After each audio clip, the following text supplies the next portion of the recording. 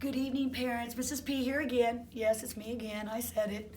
That was Coy laughing at me because I said I wasn't going to say that. I wasn't going to say that anymore.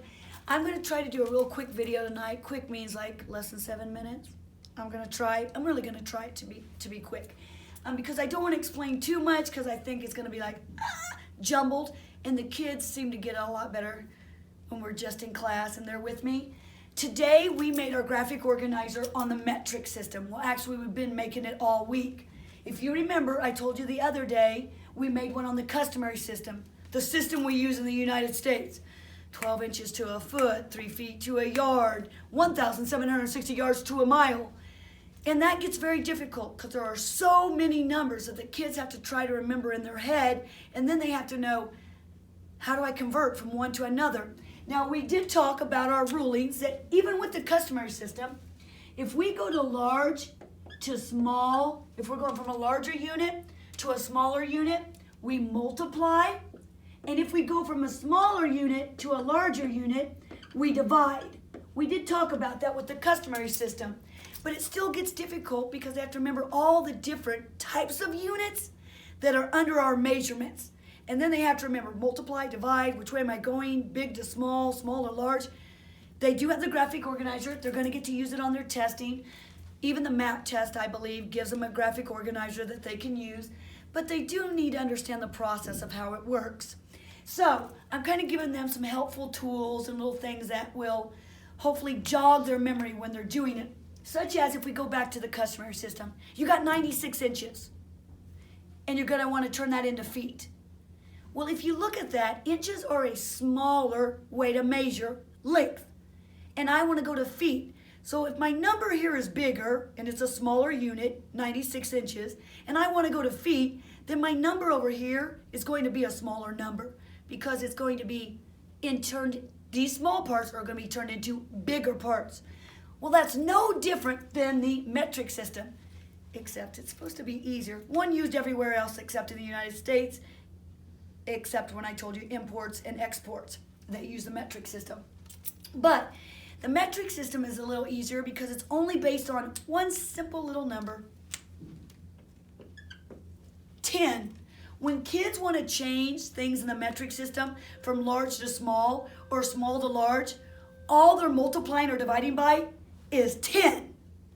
So the number that they have for their unit is still going to be in their answer.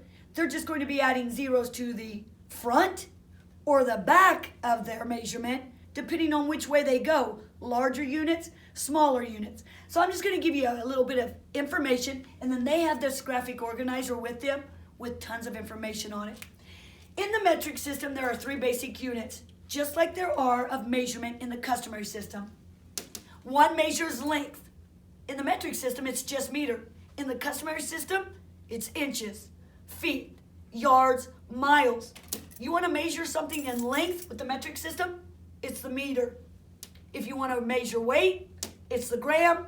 If you want to measure capacity, it's the liter.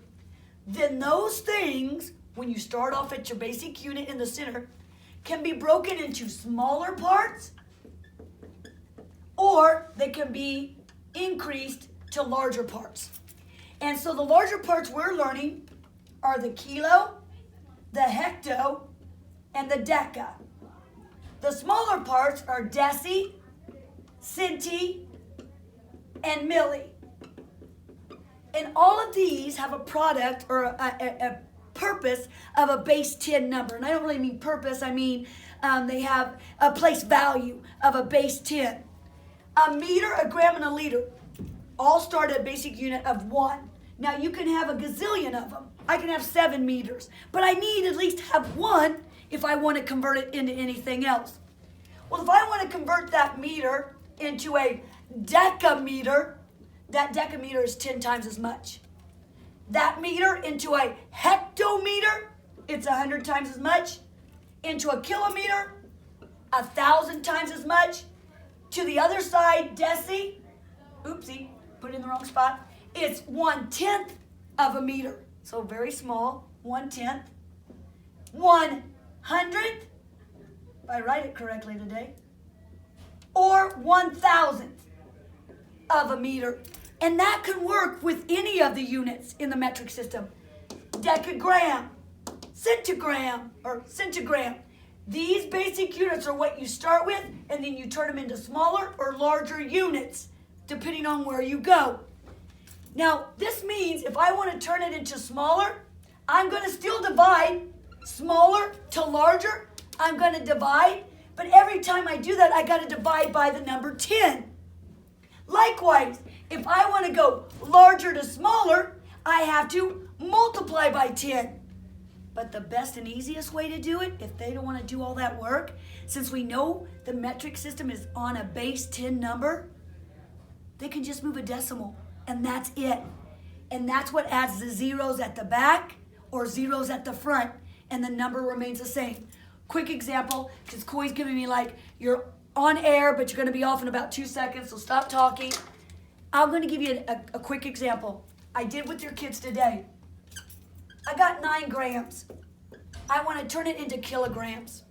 If I want to turn those grams into kilograms, that's a smaller unit going to a larger unit. It would tell me, it would tell me I would have to divide by 10 how many ever times I moved. And in this case, from gram, I'm going to go once, twice, 3 times. So that means I have to divide 9 by 10 once, twice, 3 times. Nobody got time for that. At least that's what the kids say to me.